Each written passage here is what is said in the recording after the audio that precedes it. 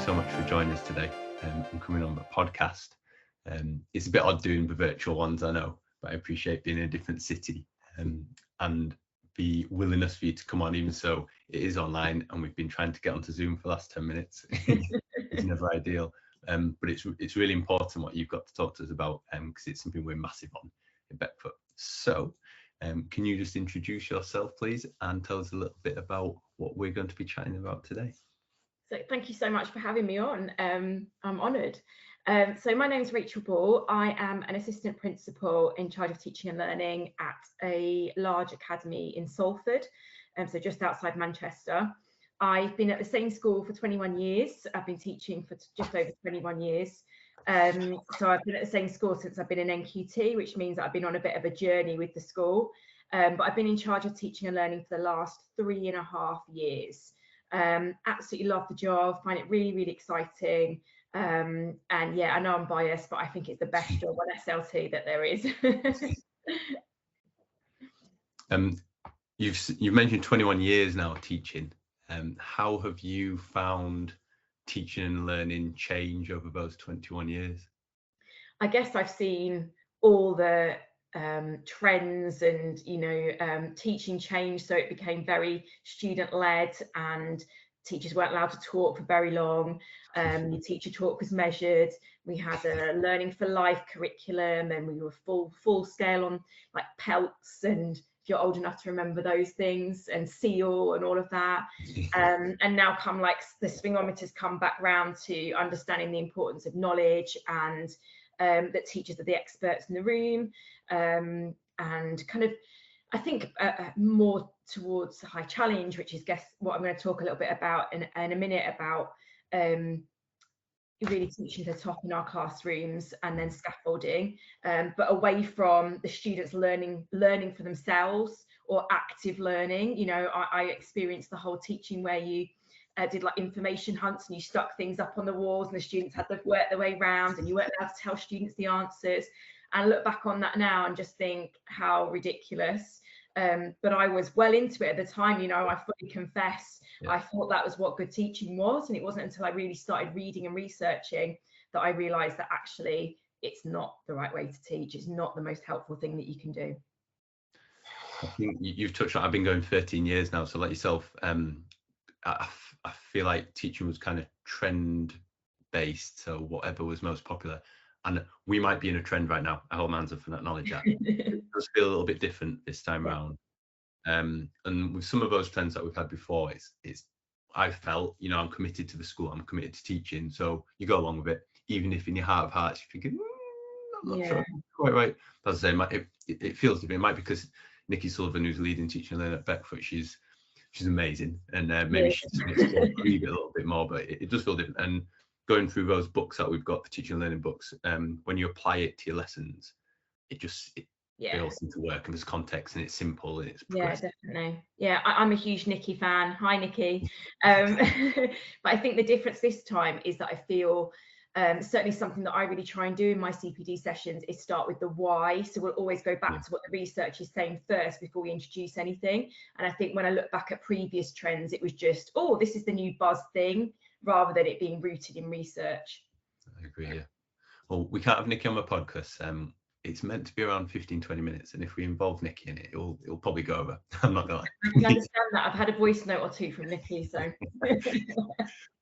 So my first question to you, Ben, first formal question, because this is a lifelong learner podcast, and what have you learned recently that you can share that's relevant to teaching and learning? So I was thinking about this, and actually I read an article yesterday that I thought was really, really interesting. It's not really anything to do with teaching, but it's just something that I've learned.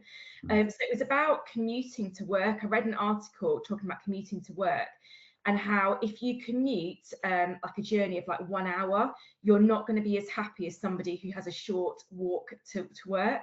So apparently people who walk for about 10 minutes a day are 33% more likely to have better mental health. Wow. Whereas if you're in a car for like an hour's journey commuting to work, you need to earn 40% more to be as happy as someone who's got a short walk to work. So your mental health is really affected by your commute. I found that really, really interesting. I've got about a 30 to 40 minute commute. Yeah. by car, stuck on the M60 sometimes. And yeah, it really made me think about whether you're going to be you have better quality of life if you have a shorter commute and a job that you can walk to. Obviously there's other drawbacks from that, especially in teaching, of living in the community that you teach in. But yeah, I just thought that was dead interesting. That's really interesting. I've tried to kind of flip that one on my head. So me and my wife both work at the same school. We live near the airport, Leeds Bradford Airport. It's about a 30-minute commute, and that has become, not only, this might sound bad, and if my kids are listening in 10 years, please take this the right way, but a bit of quiet time away from the kids before you go and teach kids. But also, this is my time to listen to podcasts and to learn. And I think since lockdown, I've really started learning over the audio forms. But I can appreciate it, mainly because I'm PE, we get that exercise and mobility elsewhere. I think the important thing to take away from that is that even if you do commute by car, it's worth taking 10-15 minutes out of your day to go for a short walk or get some fresh air, I think. And in schools, not taking the lift as well, getting up the stairs. I never do that. What would you like to be specifically talking to us about today that we can share with our listeners, please? So I thought I'd just do a brief chat about something that I'm really researching a lot about at the moment, and something that I'm going to be launching in the school after Christmas, and that's about scaffolding. So we have, for the last 3 years, had a real teach the top approach in our classrooms. So thinking about high challenge for the students that we teach, thinking about aiming and pitching our work so that it's really going to push students out of their comfort zones. I think Thomas Sherrington was the first person that I read that was really talking about this idea of like thinking about pushing all your learners as much as you can and having that mindset of challenge and high expectations. So we push that a lot, but then in the last kind of 18 months I've become really aware that that sometimes that means that we don't scaffold appropriately. So we pitch our lessons with challenge, but then we have to make sure that we support learners to meet that challenge rather than them just being like kind of pushed out of their comfort zone with no support or help there. So I've been really thinking about what scaffolding means, and that it's not differentiation in, you know, that's a bit of a term that we kind of avoid using now really in education, because it makes people think about, I need to have 3 different worksheets and I need to decide in advance who's going to get which worksheet, or I'm going to have differentiated learning outcomes, which is a total no-no. So instead, scaffolding is about thinking, how am I going to support learners? And also that I need to reduce that scaffolding over time, so that I always use the image of a child learning to ride a bike, and quite often they have stabilizers. But once they are confident on the stabilizers, you remove them so that they can then be independent and ride a bike without that extra support.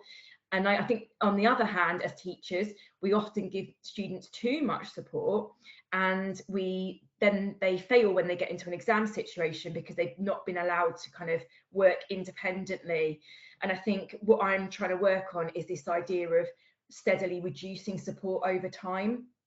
So I started to look at what heavy scaffolding might look like, medium scaffolding and light scaffolding, and kind of just giving our teachers a bit more of an idea about what that looks like in practice, and so that they can see it as a journey that over time they might then reduce that scaffolding. Yeah, brilliant. I'm in straight away. I'm in. I know you touched on a couple of the key points there, the heavy, medium and light, and teaching to the top. I feel like I've gone kind of down the extremes. So when I teach a BTEC PE course, which is quite coursework heavy, even there is an exam, but the coursework is a bit, that seems to catch our students out. I'll either go front foot style, where I can't believe they aren't independent. I can't believe they can't open a Word document and start learning. And I'll almost take my bat and ball home and be like, no, well, I'm going to make them be independent and I'm not going to help them and they'll get there. And then you get the other extreme when you realize I really need to help these students massively. But I think with this approach of, you can go in with a lot of scaffolding and then just remove it until you find the sweet spot bit that helps each student. That is, that's something to remember, I think. And I think also, I think I started thinking about it first and foremost with kind of SEND learners in mind, because these are students that they will need a bit of extra guidance, a bit of extra support in the classroom. But then it made me think about, actually, when a whole class first approaches a certain type of question, for example, so I teach history. So when they first in year 10 tackle a kind of exam question, all of them need heavy scaffolding at that point because they've never done it before. And then your SEND learners might need to continue with that heavy scaffolding for longer than the rest of the class, but that's not giving them different work. They're still all doing the same exam question, but you're knowing your learners. I think that's really, really important. You know the students in your class, you know when they're going to need more support, who's going to need more support, and then how to reduce it. So what I did for history was think about what our most common tasks were, and then try to visualize, well, what would heavy, medium and light scaffolding look like in those tasks. So for example, we do a lot of guided reading, so pieces of text that are chunked up, and we get them to do things like summarize the paragraphs, or write a title, or answer questions along the text, or link an inference to the text. So rather than just reading a text with kind of no support there, we really try and break it down for students and give them some guidance as to how to summarize what's going on, glossaries, etc., alongside. But then I kind of tried to think about, well, ultimately in the exam they're going to have to read a piece of text without that support. So that's your light approach, that's like no scaffolding at that end. And then your very heavy would look like, you know, all the keywords are already identified.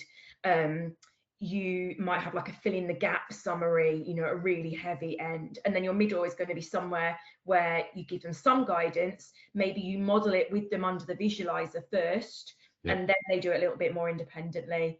And all of those things are appropriate at various points in their learning journey or for various learners, but they're all doing the same piece of challenging reading, and that's the crucial bit for me. I'm going to take a little sip from my ho ho ho mug. What mug have you brought along today, Rich? I brought this was a Christmas present last year, and it's "My name is Rachel and I'm a bookaholic," because if you know me, I read a lot, and I've got a terrible habit of just clicking onto the internet and buying new books all the time if I want to cheer myself up or if I want to reward myself. So I don't know if that's a bad habit. Some people have trainers. Some people have, if you ask my husband, it's definitely a bad habit. And with that scaffolding, do you ever find yourself kind of reversing and having to bring it back in, or is it a case of you remove it like with the bike analogy, and then once it's gone, it's gone? That's a really good question. I think that you can go back. So I think this is about responding to you know, and feeding back on what you're seeing in books. So you may kind of lighten up the scaffolding and then read their books. I mean, we do whole class feedback, so we don't necessarily write in student books or anything, but I'll read the books quite frequently. And when I'm reading the books, I might say, oh goodness, there's a massive misconception here. I need to go back and I maybe need to add some more scaffolding for the next time we approach this question, for example. Yeah. Thank you. What has been some of the immediate impacts that you've seen from your scaffolding journey?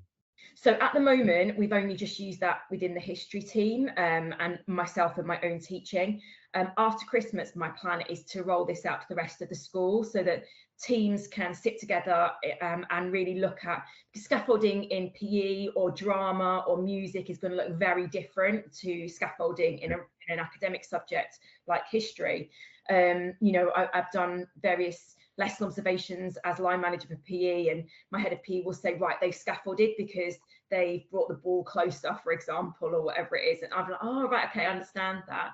So that's the next stage. But I think so far what it's shown us is that I think we had a very narrow view of what scaffolding was, and it's helped us broaden our horizons to think what other things actually count as scaffolding. And also, like I said, that kind of very visual, right, we've been doing the same question now for this unit for the last 3 months. I'm going to now reduce some of that scaffolding and make sure that by the time they finish the unit that they don't have as much scaffolding, that they're independent. I can imagine. I've just had year 11's parents' evening, and a lot of the parents are asking, what can I do to help? I can imagine if it starts off with scaffolding, particularly if it's set on class charts or teams, and the parents can access that, be a big help to them as well. Yeah. Whether or not the student still uses it or needs the scaffolding is one thing, but for the parent to almost have a little glimpse into what that subject is with very little background knowledge, I can imagine. Yeah, definitely. Yeah. Where do you envisage this going? What's next for you with this scaffolding journey? So, like I said, I'd love to roll it out to the rest of the school, and ideally have. So, I've created a document of high, medium, and low scaffolding for history, but I'd like to have the same document replicated for other subjects. But I think it's really important that it's not. I think it's Mary Myatt that quotes "lived, not laminated." So it's not just a document that's created and then sits in a drawer somewhere, but this is really lived. It's a live document, and alongside all our other planning tools, it's somewhere where staff can go when they're planning lessons to say, oh, okay, right, I've got this, and I'm introducing a new exam question, or I'm using a new task. How can I scaffold it for these students? How can I still make sure that they can all access this really high challenging task? So yeah, that it's not just a document, but it's actually lived. It's something that we discuss and use all the time, I think, is what I'd like to see.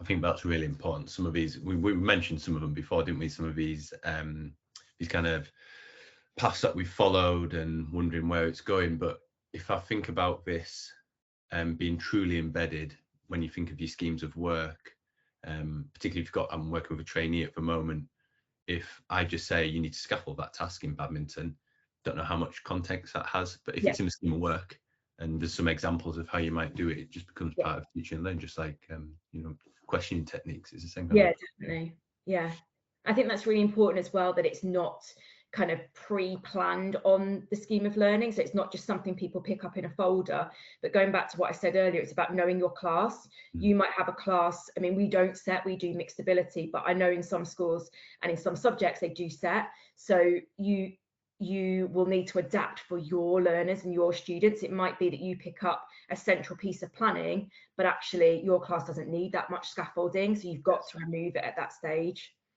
Yeah, I love the approach you've got here. I can tell already, just for flexibility, it's clearly really important to you, and I can see the importance, but also you've got this layer of, you've got to make it right for your students. Don't just do it for the sake of doing it. You can't go, here you go, this is how you do it. You've got to really kind of embody it to get the most out of it, don't you? Yeah, definitely. And I think also that I'm passionate about subjects doing their own work. I think so often in schools we dictate a certain marking policy or homework policy or whatever it is, and I think that's quite dangerous. I think there needs to be subject autonomy. There are certain things that you'll always have in common, but I think things like this, where it's about nitty-gritty teaching and learning, the decisions need to be made by the experts in the subject teams. I can't dictate what you must do for scaffolding in PE. That would be wrong. Yeah, we've had this with our literacy lead, Luke, came round to our department, and we had him on the podcast as well. I'm not sure what number that will go out at, but it's very much, he said, I can't do it for you. And the second you take ownership as a department, it's always going to, it's going to have legs into it compared to just Definitely.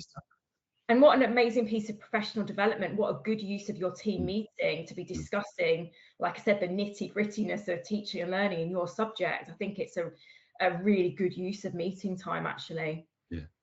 Well, could you, just off the back of that, could you recommend any articles, reading? You talked about books, podcasts, that for someone who wants to follow up on this, because these are relatively short podcasts. Yeah. Well, just by chance, I have two books here. So this is the first one. It's Megan Mansworth's Teach the Top. And this book really challenged me about challenge and whether I was pitching my lessons right, whether I had enough subject knowledge to make sure that I was challenging my students. And so she does talk about scaffolding a little bit, but I think if you're starting with kind of what's Teach the Top, what does that mean? This is brilliant. And then also I really, really recommend, this is a little bit older now, Tom Sherrington's Learning Rainforest. He talks about Teach the Top and about scaffolding within this. So both of those books I really, really recommend. Thank you for that. We'll try and pop it in the link so people can access that. And again, thank you so much for your time today. I really hope people will make use of this, because as with all of these podcasts we do, it's a privilege to be on this side, because you've got a front row seat to hearing how wonderful these ideas are. So we just hope as many people can listen to this as possible and share on those ideas. And we'll hopefully, the aim is really to get everyone back in 6 months' time. And be able to talk to you about how well it's worked in our school and in our classes. That's great. Thank you so much for having me. My pleasure. Cheers and Merry Christmas.